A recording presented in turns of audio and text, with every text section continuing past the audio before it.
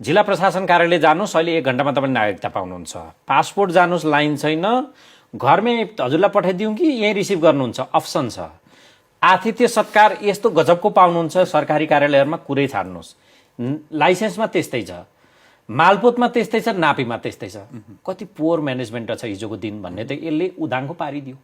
सम्भव रहेछ नि त इच्छा शक्ति हुन्छ। अनि त्यो थियो, त्यो हिजोको सर्भिस डेलिभरीमा कमजोरी भएको कुरा त तथ्य जग जाहेर नै छ भोपालजी। तर यो चाहिँ के चाहिँ होइन भने आज जुन किसिमको एप्सहरू बनाएर सर्भिस डेलिभरीलाई अटोमेसन गरेर गर्ने कुराहरू त फाउन्डेसन त विगतको सरकारले तयार पारेको हो नि।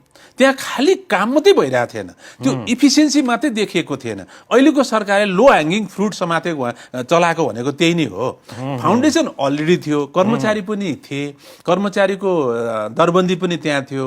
त्यहाँ के थियो भने एटिच्युड थिएन, कर्मचारीको एटिच्युड थिएन, प्रवृत्ति चाहिँ सहयोग गर्नु भन्ने चाहिँ थिएन।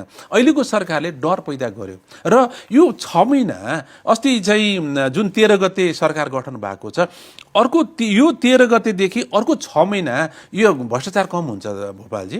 यो 2051-52 सालको मनमोहन अधिकारीको पालामा पनि त्यही नै भएको थियो, 46 सालको पालामा पनि त्यही नै भएको थियो। अनि यो 62-63 सालपछि शान्ति सम्झौतापछि आएको प्रचण्ड सरकार आएपछि पनि 6 महिना सरकारहरूले असाध्यै सहयोग गर्छन्, डराउँछन्, चाँडो अफिस जान्छन्, बेलुकासम्म ढिलोसम्म बस्छन्, घुस पनि खाँदैन, सबै कुराहरू सहयोग गर्छन्। अहिले बिचरा सरकारीहरू अब आइतबार शनिबार छुट्टी दिने भन्ने कुरा त्यो असाध्यै राम्रो काम छ। त्यो पहिले सरकारले पनि गरिसकेको, अदालतको कारणले त्यसलाई सारेको। अहिले त्यो राम्रो छ, त्यसलाई पनि हामीले लो ह्याङ्गिङ फ्रुटमा सरकारले रोमान्टिसाइज गरेको छ भनेको छौँ। जनताहरू, कर्मचारीहरू अहिले सिंहदरबारको वरिपरि कार्यालयहरूको वरिपरि दौडादौड गरेको 9 बजे देखिन्छ, 8:45 बजे देखिन्छ। यो 6 महिना मजाको काम हुन्छ भोपालजी। त्यसकारण यो 6 महिनाको मजाको कामलाई यो डरबाट होइन कि यो संस्थागत होस्।